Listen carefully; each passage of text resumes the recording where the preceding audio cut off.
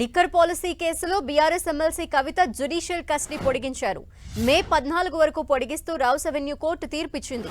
కవిత judicial custody ముగియటంతో దర్యాప్తు సంస్థల అధికారులు కోర్టు ముందు హాజరుపరిచారు. ఎమ్మెల్సీ కవిత రౌస్ అవెన్యూ కోర్టు ముందు హాజరయ్యారు. కస్టడీ పొడిగించాలని సిబిఐ, ఈడీ కోరగా రౌస్ అవెన్యూ కోర్టు అనుమతించింది. వారం రోజుల్లో ఛార్జిషీట్ దాఖలు చేస్తామని ఈడీ తెలిపింది.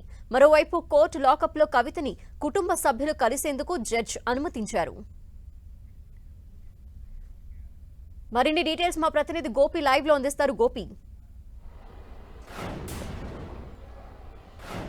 Delhi liquor policy ED CBI కేసులో కవిత జ్యుడిషియల్ కస్టడీ ముగియడంతో కవితని ఈరోజు కోర్టులో హాజరుపరిచారు. అలాగే ఈడీ కేసులో కవిత జ్యుడిషియల్ కస్టడీని వారం రోజుల పాటు పొడిగించడం జరిగింది. మే 14 వరకు కవిత జ్యుడిషియల్ కస్టడీని పొడిగించడం జరిగింది. కేసు దర్యాప్తు పురోగతిలో ఉందని, ఈ సమయంలో కవిత బయటకు రావడం కన్నా జైల్లోనే ఉంచాలి అని చెప్పి ఈడీ తరపు న్యాయవాది కోర్టుకు వివరించడం జరిగింది. అలాగే వారం రోజుల్లోగా కంప్లైంట్ కూడా ఫైల్ చేయబోతున్నట్లుగా, ఛార్జ్షీట్ ఫైల్ చేయబోతున్నట్లుగా కూడా ఇటు కోర్టుకు తెలియపరచడం జరిగింది. దీంతో ఈ Delhi liquor policy money laundering కేసులో కవిత పాత్ర ఏంటి, కవిత ఎటువంటి నేరాలకు పాల్పడ్డారు, అలాగే ఏ విధంగా ఇన్వాల్వ్ అయి ఉన్నారు, అన్ని అంశాలను కూడా ఛార్జ్షీట్ లో డీటెయిల్ గా ఎన్ఫోర్స్మెంట్ డైరెక్టరేట్ మెన్షన్ చేయడం జరుగుతుంది. ఇది ఇంట్రీమ్ ఛార్జ్షీట్ గా భావించాల్సి ఉంటుంది. మళ్ళీ మరొక ఛార్జ్షీట్ కూడా ఫైల్ చేస్తామని చెప్పి దర్యాప్తు సంస్థకు సంబంధించిన అధికారులు మనకు చెప్తున్నారు. అలాగే ఈ కేసులో ముఖ్యంగా మనీ లాండరింగ్ కేసుకు సంబంధించి కవిత సౌత్ గ్రూప్ లో ఆమె పాత్ర ఏంటి, 100 కోట్ల ముడుపుల్ని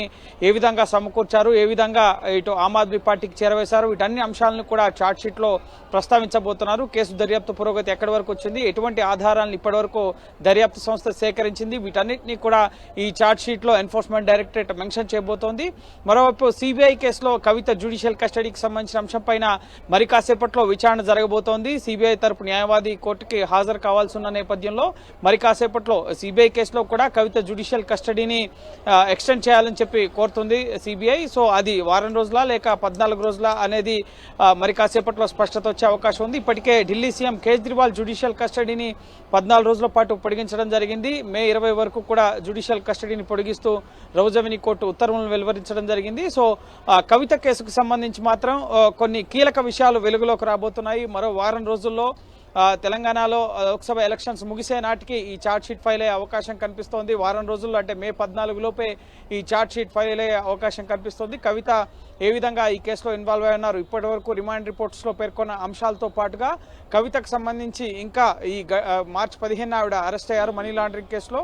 సో సుమారు 2 నెలల కాలం పూర్తి కావస్తుంది కాబట్టి సో ఈ 2 నెలల కాలంలో ఈడీ ఎటువంటి ఇన్వెస్టిగేషన్ చేసింది, ఎటువంటి కొత్త విషయాలను వెలుగులోకి తీసుకొచ్చింది, వీటన్నిటి విషయాలను కూడా ఛార్జ్ షీట్ లో ప్రస్తావించడం జరుగుతుంది. ఒక వ్యక్తి అరెస్ట్ అయిన 90 రోజుల్లోపు ఆ కేసుకు సంబంధించిన ఛార్జ్ షీట్ ఆయన పైన ఫైల్ చేయాల్సి ఉంటుంది, లేదంటే అతన్ని జైలు నుంచి విడుదల చేసే అవకాశం ఉంటుంది. సో ఇప్పుడు ఛార్జ్ షీట్ ఫైల్ అయిన తర్వాత కూడా కవితకు బెయిల్ ఇచ్చే అవకాశాలు ఎక్కువగా కనిపిస్తున్నాయి. ఎందుకంటే గతంలో ఛార్జ్ షీట్ ఫైల్ అయిన తర్వాత చాలా మంది నిందితులకి బెయిల్ వచ్చిన సందర్భాలు ఉన్నాయి కాబట్టి సో ఛార్జ్ షీట్ ఫైల్ అయిన తర్వాత ఉన్నత స్థాయి కోర్టులో బెయిల్ వచ్చే అవకాశం కూడా ఉంది. ఇప్పటికే ఛార్జ్ షీట్ ఫైల్ అయింది కాబట్టి ఇంకా ఈ కేసులో ఇన్వెస్టిగేషన్ కి సంబంధించి ఇంకా ఏమైనా అవకాశం ఉంటే తదుపరి దర్యాప్తు సంస్థలు దర్యాప్తుకు సహకరించాలి, అలాగే కావాల్సినప్పుడు విచారణకు రావాలి అని చెప్పి ఆదేశించే అవకాశం ఉంటుంది. సో ఫర్దర్ గా ఛార్జ్ షీట్ ఫైల్ అయిన తర్వాత కవితకు ఈ కేసులో కొంత ఊరట లభించే అవకాశం కనిపిస్తోంది.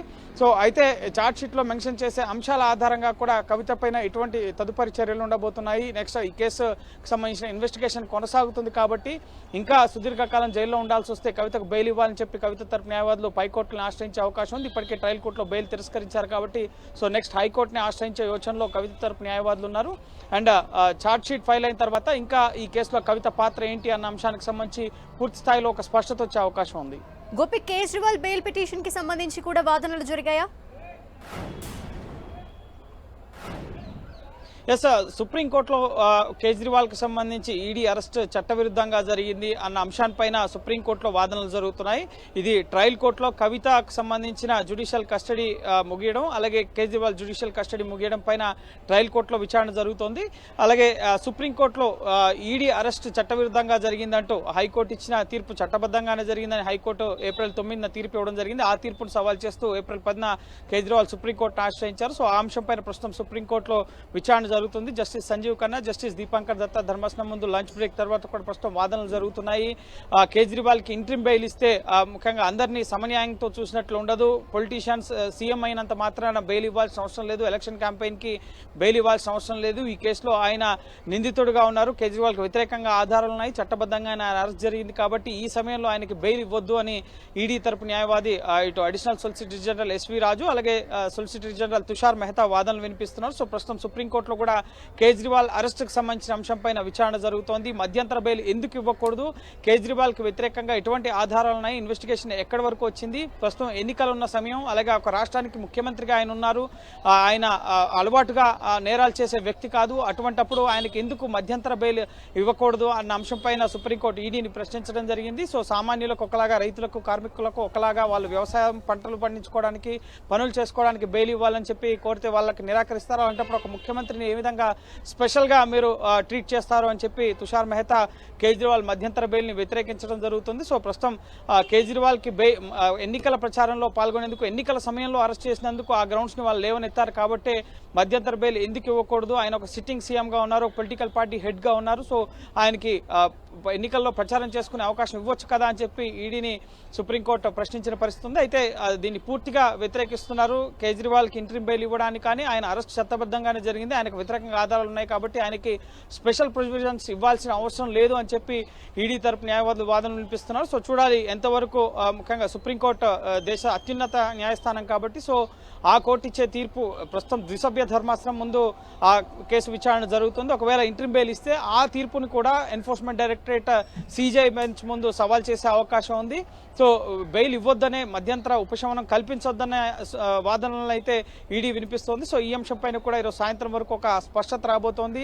ఈ రోజు ఎట్టి పరిస్థితుల్లో వాదనలు ముగించాలని చెప్పి ఈడీ తరపు న్యాయవాదులకి బెంచ్ స్పష్టం చేయడం జరిగింది. అయితే కేజ్రీవాల్ తరపు అభిషేక్ మను సింఘ్వి 2-3 రోజులు వాదనలు వినిపించారు, మాకు ఒక రోజు కూడా సమయం ఇవ్వరా అని చెప్పి ఈడీ తరపు న్యాయవాదులు కోర్టును కోరడం జరిగింది. సో ఉదయం నుంచి కూడా సుదీర్ఘ వాదనలు సుప్రీంకోర్టులో కూడా జరుగుతున్నాయి. కేజ్రీవాల్కి మధ్యంతర ఉపశమనం కల్పించే అంశంపైన, ఎన్నికల ప్రచారంలో పాల్గొనే అంశంపైన. సో ఈడీ మాత్రం దాన్ని వ్యతిరేకిస్తుంది. సో చూడాలి, ఇప్పటికే ట్రయల్ కోర్టు జ్యుడిషియల్ కస్టడీని మే 20 వరకు ఎక్స్టెండ్ చేయడం జరిగింది కేజ్రీవాల్కి. సో ఒకవేళ సుప్రీంకోర్టులో ఇంట్రిమ్ బెయిల్ వస్తే కనుక ట్రయల్ కోర్టు ఉత్తర్వులు చెల్లుబాటు కావు కాబట్టి సో చూడాలి సుప్రీంకోర్టు ఎటువంటి ఉత్తర్వులు కేజ్రీవాల్ విషయంలో ఇవ్వబోతుంది అనేది. Thank you Gopi.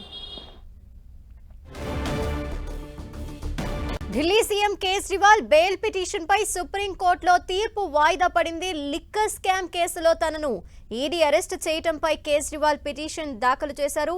ఈ నేపథ్యంలో సప్లిమెంటరీ ఛార్జ్ షీట్ దాఖలు వేస్తామని కోర్టుకు తెలిపారు. ఈడీ తీర్పును ఈ నెల 9కి వాయిదా వేసింది supreme court. Delhi CM Kejriwal bail petition పై సుప్రీంకోర్టులో తీర్పు వాయిదా వేసింది. అయితే లిక్కర్ స్కామ్ కేసులో తనని ఈడీ అరెస్ట్ చేయడంపై కేజ్రీవాల్ పిటిషన్ దాఖలు చేశారు. సప్లిమెంటరీ ఛార్జ్ షీట్ దాఖలు చేస్తామని కోర్టుకు ఈడీ తెలిపింది. ఈ తీర్పుని ఈ నెల 9కి వాయిదా వేసింది సుప్రీంకోర్టు.